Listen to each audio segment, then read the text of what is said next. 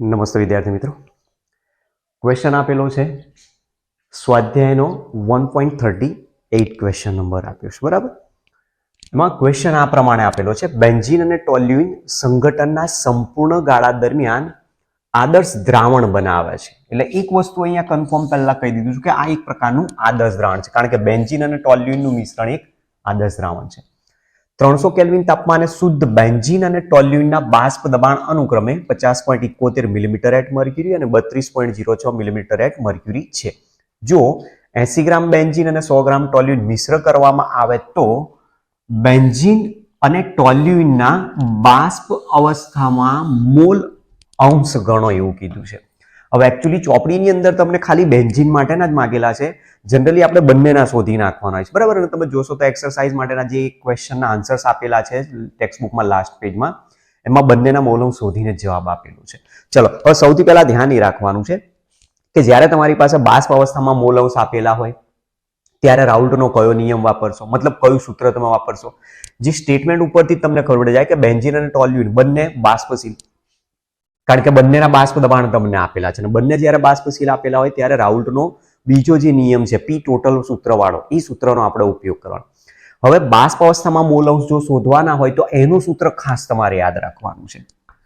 બરાબર, સપોઝ માની લઈએ કે જે બેન્ઝીન છે એને હું ઘટક એ તરીકે બતાવું છું અને જે ટોલ્યુઇન છે એને ઘટક બી તરીકે બતાવું.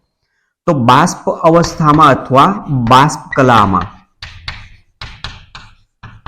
મોલ અંશની જ્યારે વાત કરે તો આપણું સૂત્ર આ છે: YA is equal to PA upon P total અને YB is equal two PB upon P total તરીકે આપણે સૂત્ર વાપરીએ છીએ. જ્યાં PA ની જગ્યાએ આપણે શું મૂકી શકીશું? PA not into KA upon આવશે P ટોટલ અને એ જ રીતે PB ની જગ્યાએ મૂકી દઈશું PB not KB upon P total.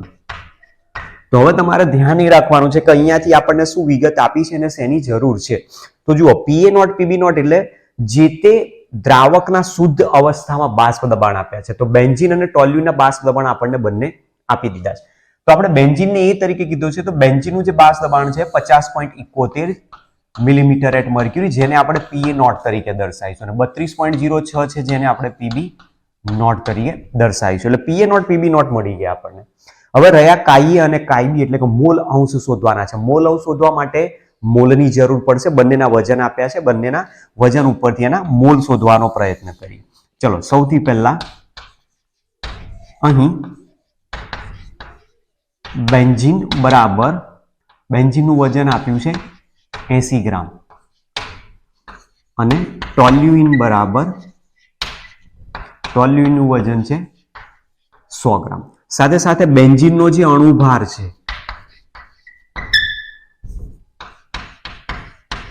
બેન્ઝીનનું આણ્વીય દળ, એ તમે આણ્વીય દળ એના કેલ્ક્યુલેટ કરશો C6H6 સૂત્ર ઉપરથી એટલે 78 ગ્રામ પ્રતિ મોલ મળશે. અને એ જ રીતે ટોલ્યુઇન C7H8 એનું અણુ સૂત્ર થાય. તો ટોલ્યુઇનનું આણ્વીય દળ તમે શોધશો તો ટોલ્યુઇનનું આણ્વીય દળ તમને મળશે 92 ગ્રામ પ્રતિ મોલ. વજન મળી ગયા, અણુભાર આપણી પાસે છે આ રીતના. બરાબર છે, એટલે સૂત્ર તમારે ધ્યાન રાખવાના છે કે બેન્ઝીનનું જે સૂત્ર છે બેન્ઝીન C6H6 છે અને જે ટોલ્યુઇન છે C7H8 એનું સૂત્ર થશે. બરાબર, એના ઉપરથી તમારે શોધી નાખવાનું છે. હવે આના પરથી બંનેના મોલ શોધીએ. ધેરફોર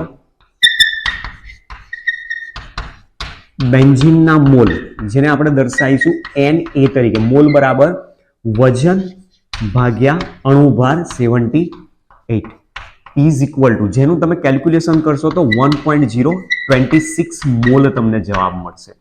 એ જ રીતે ટોલ્યુઇનના મોલ, ટોલ્યુઇનના મોલ જેને NB તરીકે દર્શાવીશું, તો NB બરાબર વજન છે 100 ગ્રામ, અણુભાર છે 92, જેનું કેલ્ક્યુલેશન કરશો તો 1.086 મોલ જવાબ તમને મળશે. ચાલો, તો મોલ મળી ગયા. મોલ ઉપરથી હવે શોધી નાખીએ બંનેના મોલ અંશ. ધેરફોર બેન્ઝીનના મોલ અંશ એટલે KA તરીકે જેને દર્શાવાય, મોલ અંશ બરાબર ઘટકના મોલ ભાગ્યા કુલ મોલ ઇઝ ઇક્વલ ટુ ઘટકના પોતાના મોલ છે 1.026 1.026 તો છેદમાં આવશે 1.026 પ્લસ 1.086 ઇઝ ઇક્વલ ટુ થશે 1.026 અને છેદમાં આવશે 2.112 બરાબર. બંનેનો સરવાળો કરશો, કેલ્ક્યુલેશન કરીએ કે કેટલા એના મોલ અંશ મળે છે. 1.026 બાય 2.112 ઇઝ ઇક્વલ ટુ જેનો જવાબ આવે છે 0.4857 છે. મતલબ કે કેટલા થશે મોલ અંશ 0.49.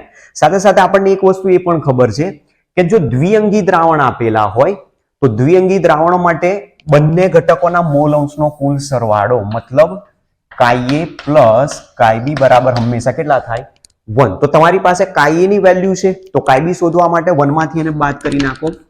therefore chi B is equal to 1 minus chi A is equal to 1 minus 0.49 is equal to 0.51 mole અંશ મળી જશે. તો બંને ઘટકોના મોલ અંશ મળી ગયા, બંનેના મોલ શોધી નાખ્યા. હવે મોલ અંશ તમને મળી ગયા છે, એના આધારે તમારે જવાબ લાવવાનો. તો હવે સૌથી પહેલા પીએ નોટ પીબી નોટ કન્ફર્મ થઈ ગયા, કાઈએ કાયબી મળી ગયા, તો પી ટોટલ હજુ આપણે શોધવું પડશે. પી ટોટલના આધારે આપણે જવાબ શોધવાનો છે.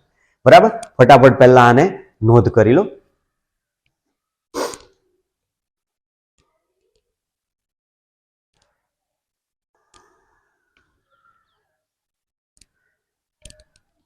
ચાલો, તો હવે જે મિશ્ર દ્રાવણ છે, મિશ્રણનું કુલ દબાણ કેટલું થશે દ્રાવણનું, એ દ્રાવણનું કુલ દબાણ શોધી નાખીએ. તો રાઉલ્ટના નિયમ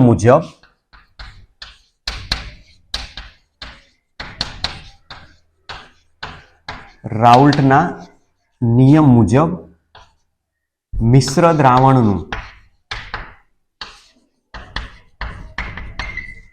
કુલ દબાણ, જેનું સૂત્ર આપણે આ રીતે લખીએ છીએ, P total is equal to P A plus P B અથવા P A not chi A plus P B not chi B is equal to P A not chi A આપણી પાસે છે, પીએ નોટ ની વેલ્યુ આપેલી છે 50.71 ગુણ્યા કાઈ એ ની વેલ્યુ મળી છે 0.49 plus P B not chi B, P B not નું મૂલ્ય છે 32.06 ગુણ્યા 0.51. બરાબર, આ બંનેનું કેલ્ક્યુલેશન કરવાનું છે. તો 50.71 ગુણ્યા 0.49 ઇઝ ઇક્વલ ટુ છે 24.84 વત્તા 32.06 ગુણ્યા 0.51 16.35. બંનેનો સરવાળો કરી નાખીએ, જેની વેલ્યુ મળે છે 41.19 મિલીમીટર એટ મર્ક્યુરી. તો પી ટોટલની વેલ્યુ આપણી પાસે આટલી મળી. હવે પી ટોટલની વેલ્યુ તમને માંગી હોય તમે અહીંયાથી જવાબ આટલેથી પૂર્ણ કરી શકો છો, પણ અહીંયા બાષ્પ અવસ્થામાં મોલ અંશ માંગ્યા, પી ટોટલ મળી ગયા છે, બાષ્પ અવસ્થામાં બંનેના મોલ અંશ કાઉન્ટ કરી નાખીએ કે કેટલો જવાબ આવે છે.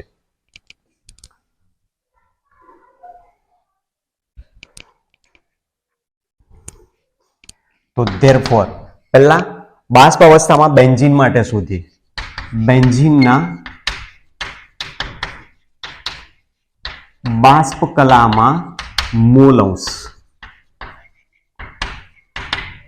જેને YA તરીકે દર્શાવ્યા છે. YA is equal to PA upon P total બરાબર PA not chi A upon P total. દરેકની કિંમત આપણી પાસે છે. જુઓ, PA નોટ કાઈએ આ ગુણાકાર તમે અહીંયા બતાવેલો છે, બરાબર, અને જેની વેલ્યુ તમને મળેલી છે 24.84 અને પી ટોટલ તમને મળ્યો છે 41.19. તો કિંમત મૂકી દઈએ. therefore YA is equal to PA not chi A એટલે 24.84 ભાગ્યા પી ટોટલ 41.19.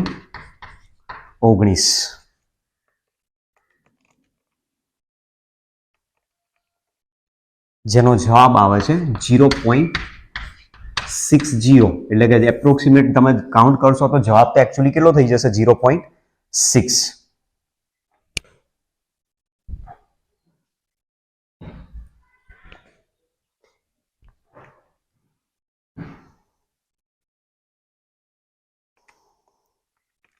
,84 ભાગ્યા 41.19, જેનો જવાબ આવે છે 0.6. તો ઘટક એ જે આપેલો છે એના મોલ્સ તમને આટલા મળે, બરાબર. તો ફરી આને આજ ફોલો કરો સૂત્રને, જેમ કાઈએ પ્લસ કાઈ બી બરાબર 1 છે એમ વાઈએ પ્લસ વાય બી બરાબર 1 જ થાય. તો ધેરફોર ટોલ્યુઇનના મોલ્સ, ટોલ્યુઇનના બાષ્પ કલામાં મોલ અંશ YB is equal to 1 minus YA